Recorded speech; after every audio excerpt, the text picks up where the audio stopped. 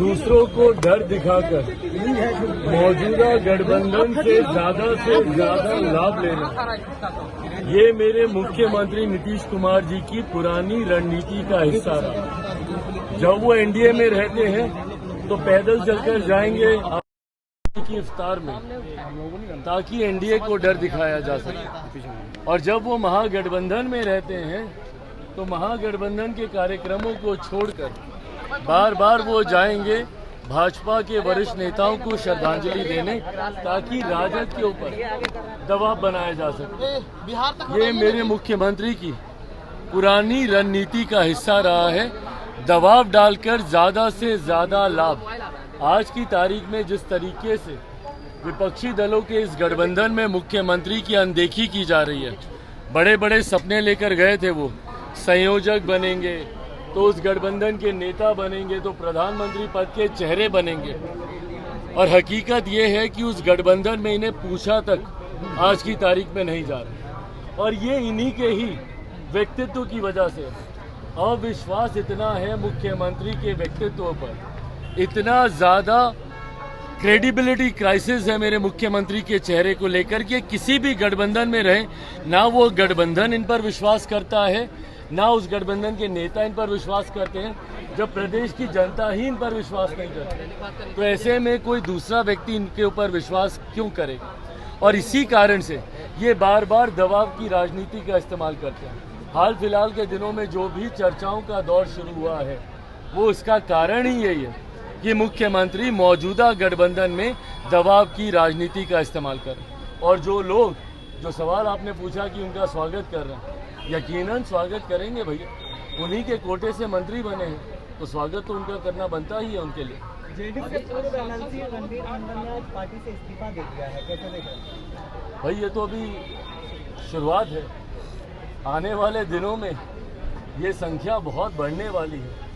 बार बार हम लोगों ने इस बात को कहा है कि एक बड़ा असंतोष जनता दल यूनाइटेड में है। भाई देखिए, नेता तो बार बार गठबंधन बदल लेता है, पर ये वो लोग हैं जो जनता के बीच जाते हैं, और जिसको चुनाव लड़ना है, भले वो एमएलसी का हो, भले वो एमएलए का हो, जिसको चुनाव लड़ना है भाई उसको तो जनता के बीच जाकर जवाब देना ना। मेरे मुख्यमंत्री को तो चुनाव नहीं लड़ना। आखिरी बार मेरे मुख्यमंत्री ने कब चुनाव लड़ा था बताएं? ना वो लोकसभा का चुनाव लड़ते हैं, ना वो विधानसभा का चुनाव लड़ते हैं। बैकडोर से वो बार बार एमएलसी बनकर अपने आप को नॉमिनेट कर वो मुख्यमंत्री के पद पर बैठे हुए। तो इनको तो जनता के बीच जाना नहीं है, पर जिन लोगों को जनता के बीच जाना है उनको तो ये जवाब देना है ना कि भैया बार बार क्यों मुख्यमंत्री नीतीश कुमार जी पाला बदलने का काम करते हैं, गठबंधन बदलने का काम करते हैं। तो ऐसे में हर वो नेता जिसको जनता के बीच जाना है और जिसको इस बात का डर है कि जनता उनसे सवाल पूछेगी गठबंधनों को बार बार बदलने को लेकर, हर वो व्यक्ति आने वाले दिनों में चुनाव से पहले गठबंधन मुख्यमंत्री नीतीश कुमार जी की पार्टी जनता दल यूनाइटेड को छोड़कर अलग होगा। चिराग जी, आरजेडी के राज्यसभा सांसद मनोज झा ने हीरो को लेकर एक कविता पढ़ा था, जिसके बाद जो है त्याग करवाई है। किनको लेकर? ठाकुरों को लेकर के कविता पढ़ा था जो है आरजेडी सदन में जीतन आनंद ने कहा है कि दिमाग और A to Z कहीं नहीं दिखता है, तो इसलिए अगर कहीं ना कहीं इस पर ध्यान दे, तो लगता है कि पार्टी में अंतर कला है आरजेडी के अंदर। भाई मुझे नहीं पता क्या कविता उन्होंने पढ़ी नहीं पढ़ी, मैंने सुनी नहीं है वो कविता, और किसको उन्होंने टारगेट किया मुझे ये भी नहीं पता। बट हाँ,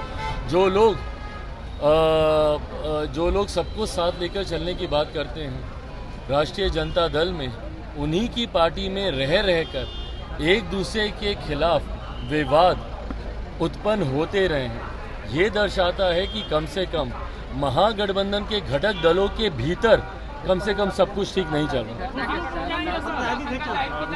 अभी हम लोग वहीं जा रहे हैं, और जिस तरीके की ये शर्मनाक घटना घटी है, जिन लोगों के पेट में सबसे ज़्यादा दर्द उठता था मणिपुर की घटना को लेकर, आज वो तमाम लोग खामोश बैठे हैं जो भारत की संसद में चीख कर मणिपुर की घटना के ऊपर। और उस दिन मैंने सदन में भी इस बात को बोला था, जब मणिपुर को लेकर चर्चा हो रही थी, उस दिन भी मैंने ये बात बोला था कि यकीनन मणिपुर को लेकर चिंता जाहिर करने की ज़रूरत है, पर ये चिंता हर उस राज्य में ऐसी हो रही घटनाओं को लेकर जाहिर करने की ज़रूरत है।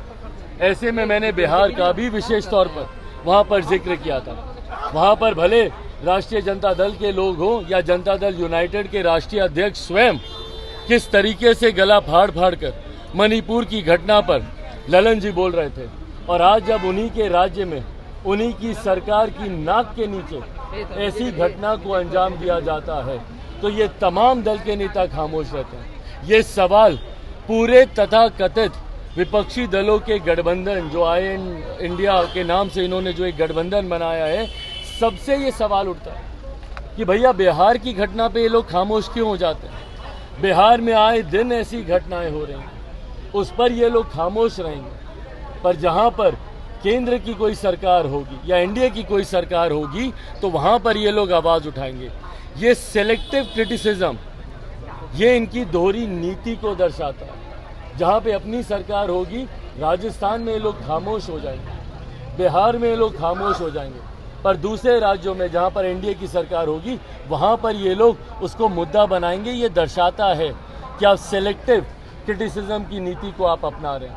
अपने अपराधों को छुपाना और दूसरों के ऊपर हो हल्ला मचाना, ये दोहरी नीति है, ये गलत है। एक सवाल है, जीतन राम मांझी ने कहा है कि जमुई सीट से वे चुनाव लड़ेंगे और ये पारंपरिक सीट उनका रहा है, क्या कहेंगे इसमें हम क्या कह सकते हैं भाई? लेकिन आप वहाँ से सांसद हैं तो आप रखेंगे अपनी बात। तो भाई ये बात तो गठबंधन के भीतर ना तय होगी। लगता है आपके लिए टेंशन है, कोई चुनौतियाँ होंगी अगर ऐसा होता है? एक बयान से हमारे लिए